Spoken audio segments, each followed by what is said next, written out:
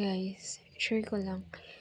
Nag-message sa akin yung kaibigan ko kagabi at ayan yung message niya sa akin. Kaya nagulat ako, hindi ko alam kung ano yung sinasabi niya. Ayan. Chinat ko siya kasi nagulat talaga ako kung ano yung sinasabi niya na yan, Mel, nakunan ka. At eto pala yun. Ayan yung sinasabi niya sa akin. Sinend niya sa akin yung video. Then, pinanood ko. Tapos, ayan. Tapos, sabi ko sa kanya, hindi ko alam na nakunan pala ako. Ito yung video, guys. Sa iba't ibang sektor. Mga kapuso, nasa 3,000 trabaho ang alok ng Czech Republic sa mga Pilipino mula po sa iba't ibang sektor. Nakatutok si Mariz Umali.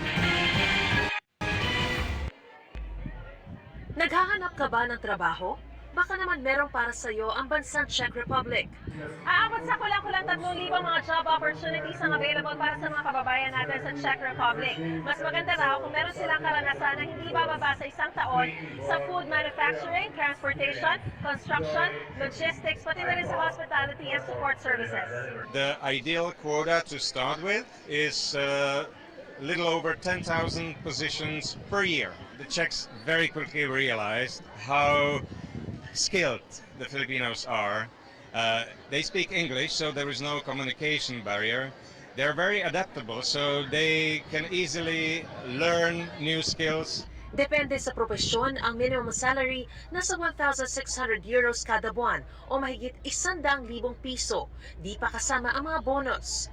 Ang ilan nating kababayan maagang nag-abang sa pagbubukas ng job fair.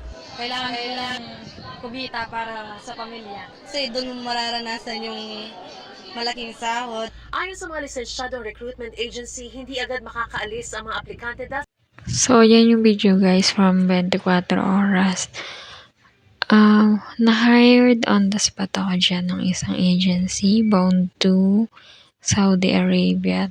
Cleaners yung position niya. Tapos, lahat ng na-hired on the spot, nire-request nila na umakyat sa stage 4 photo op.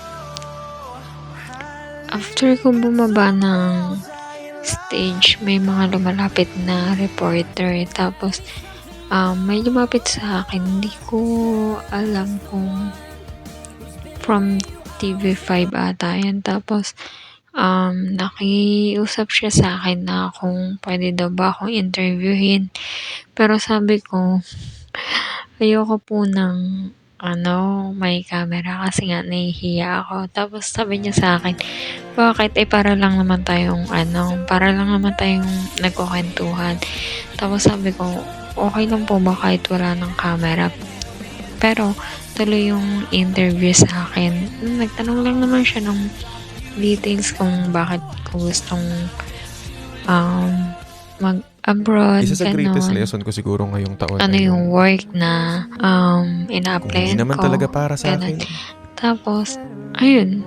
hindi naman dapat pilitin. Hindi rin naman ako natuloy Kasi minsan dun habang sa pinipilit natin yung mga application bagay, ko na bound lalo lang to lumalayo. Saudi Arabia. Tsaka, Kasi nga, nasimulan yung ko, salary offer natatapos ko kasi naman ako is mag-isa eh. kaya namang kitain dito sa Kaya ko naman Philippines. Tapos, At alam kong medyo alanganin din talaga ako kakayanin ko rin ulit. sa Kung may dumating, bansa na yun. Di ko alam Hindi kung salamat. ako lang Pero ba kung wala, yung ayos lang. natatakot pag narinig ko yung Saudi, ganon. Parang di pa ako nakakaalis ng Pilipinas. Magta-try ulit akong mag-apply. At sana this time, pala rin na ako. At dun sa bansa na talaga na gusto ko.